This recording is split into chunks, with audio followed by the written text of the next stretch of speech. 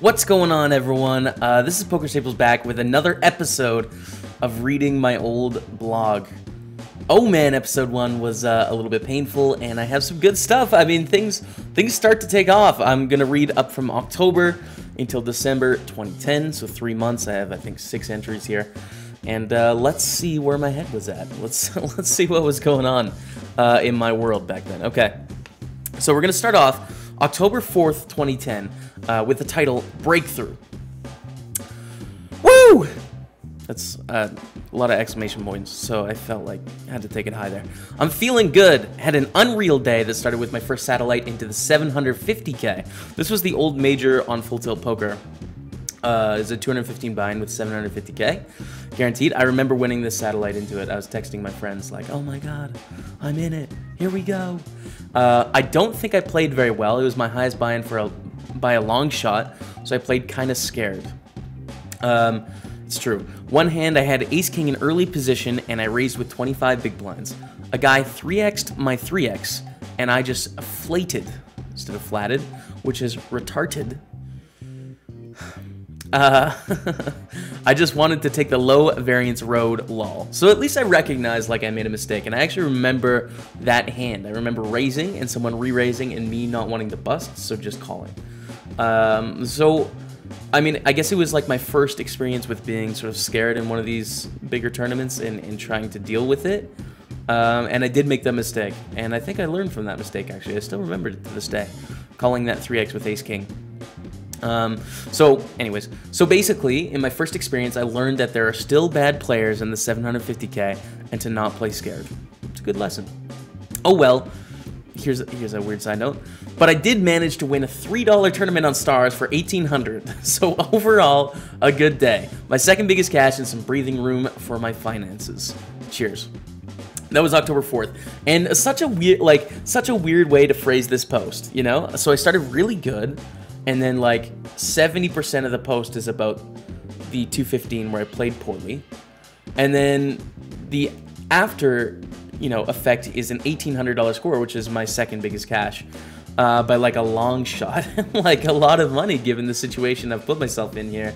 If you don't know my situation, watch part 1 of this video. So yeah, it's kind of weird. I guess I'm already thinking to not really worry about the results and be more focused on decision, which is good. You can see that in this post here where I'm thinking about the decision where I screwed up and I'm not thinking about the results of winning a tournament.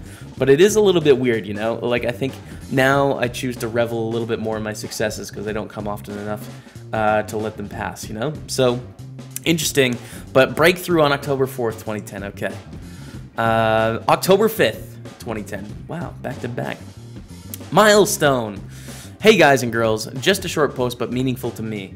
I keep records on all my profits in various games. I play a lot of 8-game and high-low games and they aren't tracked. I think I found my game tonight. Heads up, no limit, up 4 buy-ins like fast. Oh boy, I was definitely a fun player in Heads Up No Limit, but that's okay. I wasn't even running good or anything, just it feels like a lot of people are dumb, lol. That's very ignorant, but so tonight, I crossed the 10K mark in poker earnings across all platforms, tournaments live, and various cash games. Quite a milestone for me, and these earnings are since July because I was a losing player before I found videos on the web and started to learn to play other games. I feel like 10,000 bucks. I don't know if that was true. That might have been a lie. I wouldn't put it past myself to sort of stretch the truth there because I don't think I was up $10,000 in tournaments, and I think I was like a very small winner in cash games at that point, of which now I'm a loser. I don't really play anymore, so I lost a bunch like 3 years in or so, and then haven't really played much since. So yeah, I doubt that's true. But you know what? Whatever, whatever made me happy and feel confident, and that's fine. It's just a story. Well, it's a true story. At least I'm telling you guys what the truth is. Okay, October 13th, 2010. Mentally down and out. Uh-oh. Hey guys and girls. So I've had probably the worst poker day of my life today. I remember this day, by the way. In the 5 rebuy, I was chip leader, got my money in favorite 3 times in a row, and lost all 3 to bust in 100th. Oh man. I'm really worried about that 100th place finish there. Okay, I was still in good shape for the 3 rebuy, however, and was 10th with 17 left. Short stack shoves from middle position with king queen. Button reshoves 1.8 million stacked with ace queen. I call off with ace king in the small blind. Button hits runner runner 4 flush to knock me out in 17th for 120. A lot less than 6.3k. I remember watching in a video someone saying that the worst you can imagine running is not even close to as bad as you're going to run. Or something along those lines. I just feel terrible. I played well, and I should realize that's all I can do. Boom! I had it. I had it. But I'm really struggling. I guess just back to the grind tomorrow. Cheers, Jamie. So, a lot to a lot to think about in this post. First off, like, my tolerance for pain is very small at this point, as you can see. So I make like 2 runs in the rebuys, which they were really huge fields on PokerStars back in the day. The 5 rebuy and the 3 rebuy probably had like 2,000, 1,000 people in them. So like, they were pretty big tournaments, you know, and they had a decent amount of money up top. But I busted in 100th and 17th, you know, like those are runs we're making consistently now, every day, and like it doesn't really phase us. But my tolerance to pain wasn't there yet. So you can see with these 2 deep runs, I actually remember this day and like how sick I felt, which is interesting. Another thing to take from it is that I had the mindset. I had it. I just needed to keep working on it, and I did. I played well, and I should realize that is all I can do, but I'm just really struggling.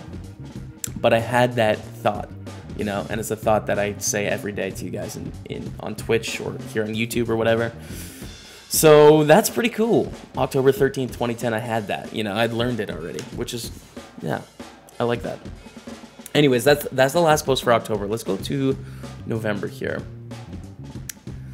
Okay, November update. So I made 2 goals at the start of November.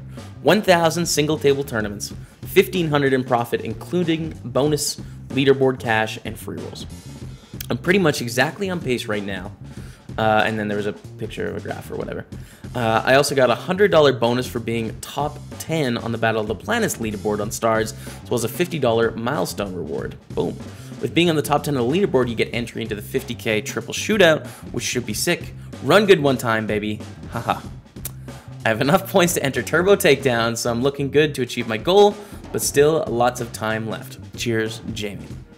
I remember this. This was my stint that I've talked about a little bit before, where I basically played sit and goes for a living, and it lasted about 3 weeks, where I would load up the $7 single table tournaments. I would compete in this leaderboard they used to have called Battle of the Planets on PokerStars, and yeah, I would play 8, wait till they were done, load up another 8, wait till they're done, or probably 9 actually, 9 done, 9 done, and I'd do that all day. And it, like, the game was a lot different in 2010 in that, you know, even with my very limited poker knowledge, I was getting like an 8 or 9% return on investment, and with this leaderboard, it was okay. So I did that for a little while, and maybe I should have stuck with it. I don't know. It was pretty easy money, but as you'll see, didn't end up going that way. Okay, so November 21st, 2010. The Poker Mind at Work. Hey guys. I love how I alternate between hey guys and girls. Sometimes I can include them, sometimes I don't. I don't know why. So it's been a great week profit-wise. I got second in a $7 turbo for $1,200. However, I lost $500 playing live last night at a 1-2 game. So this is the introduction of live poker, it seems like to me. It's amazing to me how the Poker Mind works. It feels like the highs are never higher than the lows are low. It's true for most people when they start. Started up the Sunday grind today, but I'm still tilted from last night, so I've decided to finish up the tourneys I'm in, as well as the main event, and call it a day. The main event in ME, I don't know what that is. Main event, maybe it was like a mini F-Tops main event, something like that. Turbo Takedown, that used to be a $55 tournament. Maybe that's it. I'll probably post details of the night, but I only made 1 play, only made 1 bad play, so I really shouldn't be too wound up in my results. Either way, it's Tommy Angelo to the rescue now. Hopefully the main goes better. Tommy Angelo is a mindset guy that has been around in poker forever, and he has a really great series on Deuces Crack called 8-Hole Path to Poker Enlightenment that I watched and listened to, and it was really great. Sort of got me thinking about the game well. So it looks like I'm playing live already, which I'm a little bit surprised. I thought this came after, but it looks like I'm already playing. Second, like, the thing is, It's really weird how I'm reacting to these posts, you know? Because second in a $7 turbo for 1200, like, should really be sort of the focus of this blog, I think. But I am still just, like, a little bit pessimistic. I'm focusing on the mistakes, which is good in terms of I'm focusing on decisions, not results. But it's bad in that it can lead to, like, sort of a negative life if you don't enjoy the victories. So, interesting. November 21st, 2010. Okay, there we go. The Poker Mind at work. Okay, we have this next post, which is the end of November, I think. I don't have the date here. Hey guys, so in November, I set out to play 1,000 single table tournaments and strive to make 1,500 in profit over the month. I regretfully must say I failed goal number 1. Found out after 800 games or so that grinding single table tournaments is like a job. It's not really that exciting because the plays are black and white, and the ones that are not so close, they're not really going to have a huge impact either way. This is 2010 poker. They do now. You know, like if you play single table tournaments, you need to be honed in if you're going to play at the high stakes. But back then, it wasn't a huge deal. I play poker because I love it, and there's new decisions all the time that are fun to try and work through. I don't play to click buttons for 8 hours and make a wage. So about halfway through the month, I switched back to MTTs. Glad I did.